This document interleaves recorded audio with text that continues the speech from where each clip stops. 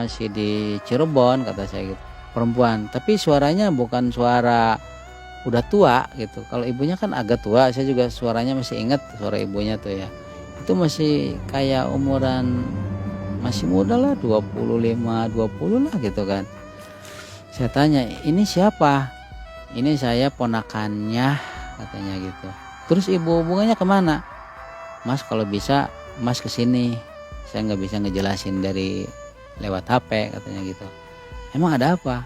"Ya kalau misalkan si Mas pengen tahu tentang si ibu bunga ya Mas datang aja ke sini, ke rumah orang tuanya." Dengan penasaran seperti itu, di dalam hati saya timbul, ada apa sih? Kok si ibu bunga sudah ngasih uang, sudah 5 bulan, kabarnya nggak ada gitu. Nggak ada kabar, apa sakit hati sama saya. Akhirnya saya mau minta maaf, datang lagi yang ketiga kalinya ke rumah orang tuanya. Di sana itu ada ponakannya yang nerima telepon, perempuan sama bapak-bapak. Mungkin itu bapaknya si cewek itu ya, mungkin orang tuanya si cewek itu. Saya datang, saya salaman, saya disuruh duduk, dan saya bertanya, "Maaf Teh, Mbak, Pak, kalau ibu bunganya kemana?" Dia nggak langsung ngejawab, lagi keluar, lagi ke kota, keluar kota, enggak. Cuma mereka malah tertunduk. Si perempuan sama si bapak itu tertunduk. Kok saya tanya masalah si ibu bunga kok pada diam sih, kenapa Pak, ada apa, Mbak, ada apa sih sebenarnya? Begini Mas, berhubung Mas udah kenal sama ibu bunga ya, saya jujur, saya ceritain sebenarnya ibu bunga itu ibunya awalnya sudah meninggal, itu ibunya katanya. Semenjak datangnya ibu bunga itu tidak lama kemudian itu orang tuanya tuh meninggal. Mungkin di dalam pikiran saya teringat bahwa pakai tumbal itu tidak bisa orang lain, harus yang satu darah. Mungkin waktu saya tidak ikut yang kedua kalinya sama juru kuncen, mereka berdua bikin perjanjian tanpa sepengetahuan saya juga tidak ngikut, nggak tahu lah, saya juga nggak tahu apa yang dibicarakan perjanjian sama berdua orang itu. Saya kepikiran si Mbak Bunga itu sudah terpaksa datang ke tempat Gunung Kawi, akhirnya menumbalkan ibunya. Itu karena selang meninggal ibunya sama si ibu bunga itu antara 2 bulan katanya. Jadi yang meninggal tuh si ibu itu dulu.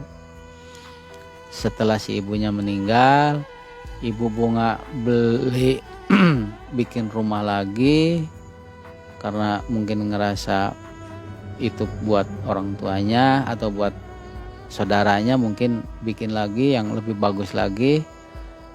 Karena dikasih tahu sama si bapak, si ibu bunga tuh udah bikin rumah katanya, sudah jadi, udah bagus katanya. Tapi setelah si ibunya meninggal itu, si ibu bunga itu nggak kedengeran, nggak pernah keluar, nggak pernah bergaul sama tetangga, sama saudara gitu. Pokoknya nggak pernah bergaul lah katanya, di rumah aja katanya gitu. Kata mungkin pamannya atau ponakannya tuh cerita ke saya tuh, "Kenapa sih Pak, sakit nggak keluar-keluar?" "Nggak tahu, enggak," katanya gitu. Cuman yang didengar tetangganya tuh dari rumah baru itu ada yang datang katanya, ada yang datang. Cuma udah sore, udah agak malam gitu, udah pergantian mau ke maghrib ke isya gitu. Ada tamu katanya. Itu tamu tuh kelihatannya itu perempuan semua katanya, nggak ada laki-lakinya, perempuan semua gitu. Cuma dia nggak bawa kendaraan, nggak pakai mobil, nggak ada kendaraan motor yang parkir di depan rumah ibu bunga itu, nggak ada. Pakaiannya bagus-bagus, warnanya tuh nggak putih, nggak, tapi kayak ijo gitu, kayak ijo daun gitu warnanya tuh, tapi kayak gaun zaman dulu, gaun kebaya zaman dulu gitu. Cuma kan ada yang pakai selendang, ada yang ini gitu. Cuma warnanya sama, hijau semua gitu. Saya nggak, kata tetangganya tuh, saya nggak banyak tanya gitu. Cuma saya ngelihat ya itu ada tamu itu aja gitu. Nah dari semenjak ada tamu itu, saya nggak pernah ngelihat lagi Ibu Bunga katanya. Apa dia pergi naik apa gitu, nggak ada yang tahu. Tetangganya semua tuh ditanya sama pamannya tuh, sama ponakannya tuh kemana tuh nggak. Sampai kunci rumahnya pun masih nempel di rumah yang barunya tuh, masih nempel. Karena didobrak mungkin ya, karena dilihat ya, mungkin takut sakit di dalam, apa takut gimana gitu. Ternyata masih utuh, pakaiannya apa-apanya masih ada di tempatnya masing-masing. Kalau misalkan dirampok mungkin jebol atau pintunya didongkel ya mungkin bekasnya kelihatan gitu. Polisi juga mungkin datang gitu. Ini mah rapi, bersih, nggak ada satupun kekurangan yang hilang, nggak ada, kata pamannya tuh. Nah paman juga katanya di sini juga masih tanda tanya, si Ibu Bunga tuh kemana, apa pergi nggak pamit tuh lewat mana gitu kan. Sedangkan rumahnya rapi, nggak ada bekas kendaraan atau nggak ada terdengar suara mobil gitu perginya tuh. Makanya tangga sama pamannya tuh bertanya-tanya, mereka tuh masih misterius katanya, ini si Ibu Bunga kemana kok nggak pamit sama tetangga, sama semenjak mengurungkan diri tuh nggak pernah bergaul tuh. Saya udah dalam hati saya kepikir, jangan-jangan dia dijemput sama yang di Gunung Kawi. Bener enggak ya? Itu mah mungkin pikiran saya lah, mungkin kata saya gitu ya, sudah gitu.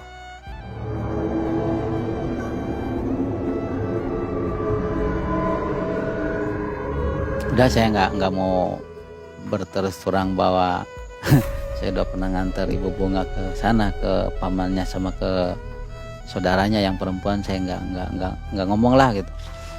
Nah udahlah Pak, saya pamit Pak. Ya udahlah kalau misalkan ibu nggak ada, kalau ibu orang tuanya sudah tidak ada juga, saya nggak apa-apa lah Pak. Saya udah tahu informasi dari Bapak, saya udah dikasih tahu. Udahlah saya mau pamit Pak, mau pulang.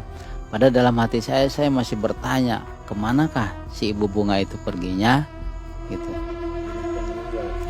Hilang asli Pak. Saya sampai ngikut nyari sampai ke Bogor, ke Orang Pinter, sampai ke Orang Pinter, ke Bogor. Saya nggak